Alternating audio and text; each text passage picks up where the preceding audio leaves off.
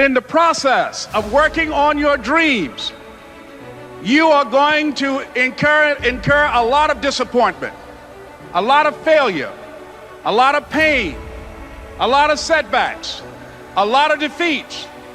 But in the process of doing that, you will discover some things about yourself that you don't know right now.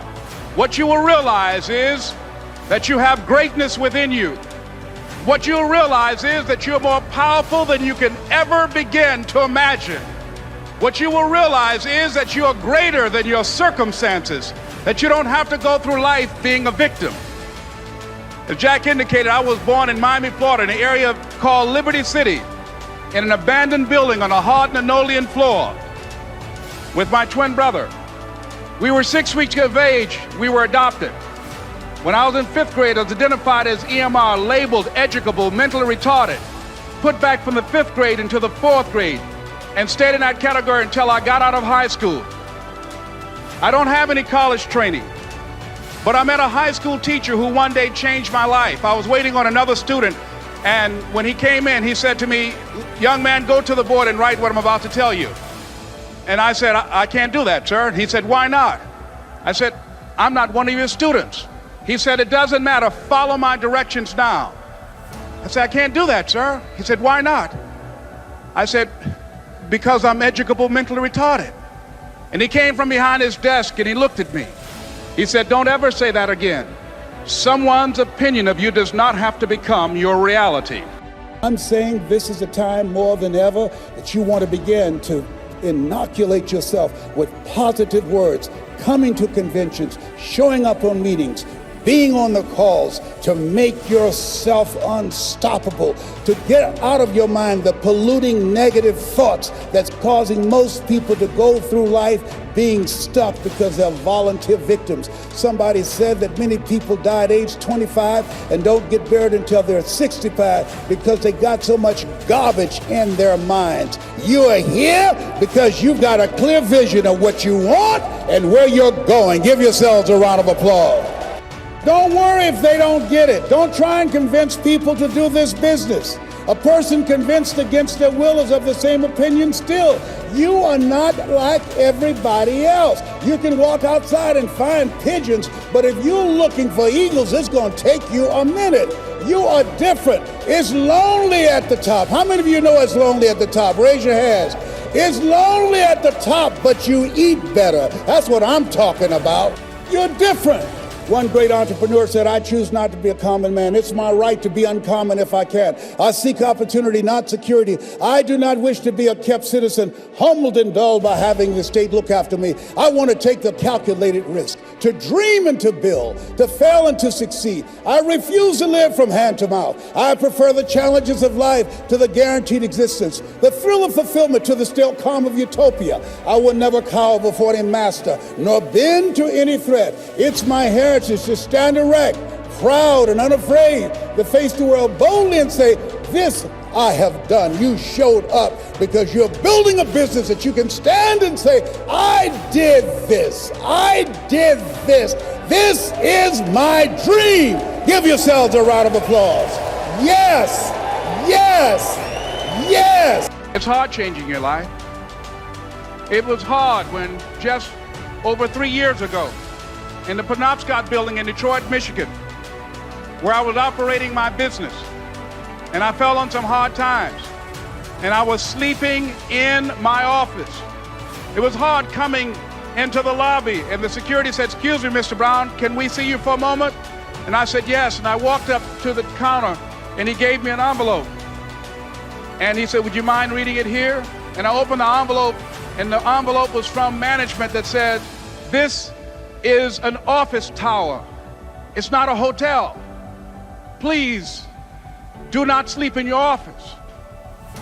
And I said, "Excuse me, sir." I said, "I just work long hours in creating my business. I'm an entrepreneur. And right now things are bad for me, but they're not going to be this way always. And I just asked for the opportunity to continue to operate like I'm doing. I'm not trying to make this my home." And it was hard coming through the lobby. And sometimes they would laugh. There's a guy talking about becoming successful. And look at him. He's bathing in the bathroom upstairs on the 21st floor. He sleeps on the floor. Him and two other dreamers up there. Look at him.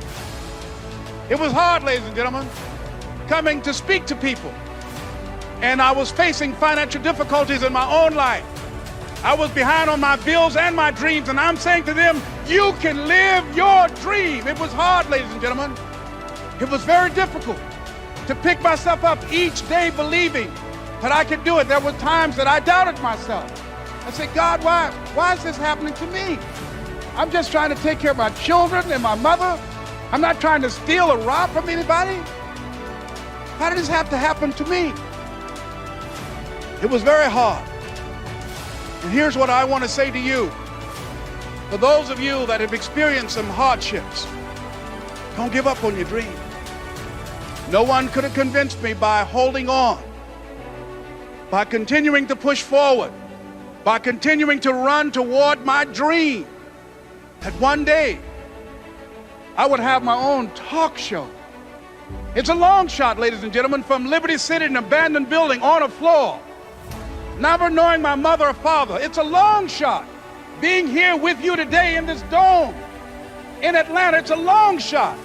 No college training, labeled educable, mentally retarded, but I kept running toward my dream. Don't stop running toward your dream. Here's what I discovered that happens to you in life, that you will go through things, and while you're going through them, you can't understand why it's happening to you. But after you go through it, you get back and you look at it and you say, oh, now I understand why I needed that lesson. Have you ever happened to you? Raise your hand. Has it ever happened to you that I couldn't understand it then, but after I got through it, then I saw that was preparing me for bigger and better things. That as you go through the challenges of life and you look at it and embrace whatever comes to you, don't run from it. Step toward it. Don't try and duck it like most people do. See, most people want it easy. See, easy come, easy what? Easy go. See, but when you go at what you're going to deal with and you deal with the difficulties of it, when you handle those hard things close at hand, making those hard decisions right now that you don't want to make, learning those things that you don't like to do, but you know that in order for you to get where you want to go, this is one of the hoops that you have to flip through. And I'm saying to you, whatever you got to do it, because if you don't, life is going to whoop you until you surrender and say, okay, all right, I cooperate, okay, I learned, okay. It had to wear me out a long time. So if it's hard, then do it hard. You're going to focus to develop your skills. The guy was the new owner of a baseball team that was in the basement of the league when he took it over. He went to the pitcher and he said, what is your best throw? He said, well, I got a good curveball and I've got a good fastball. And he went on talking about his different throws. He said, but tell me this, what is your best throw? He thought for a moment. He said, I've got a good fastball. He said, that's all I want you to work on. Nothing else. Just develop your fastball. The next year, they went to the World Series. Most people don't know where their fastball is. Most people go through life never discovering what their talents are. Most people never develop their talents. They have skills and abilities, but if you don't nurture them, if you don't develop them, they will never serve you. Your gifts can take you many places if you develop your gifts. Most of us don't like to do those things that come easy to us. I've always loved to talk to people. I decided, taking this advice, to develop my skills as a speaker.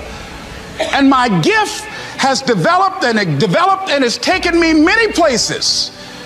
You have something that you brought to the universe, and that if you decide that my life deserves my developing, this is what I do well, and becoming the best at it, and mastering myself, and seeing what I have within me.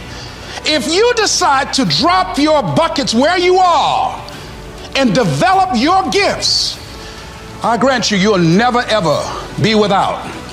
I grant you that your gifts will take you places that will literally amaze you.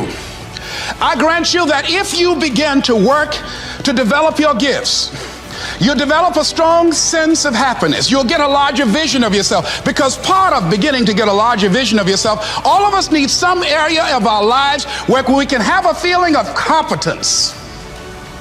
That people know when they think about this area, that's something you do. That you eat and sleep that. And that you do that. You do that. And people know it. And you know it. So you've got to work on it.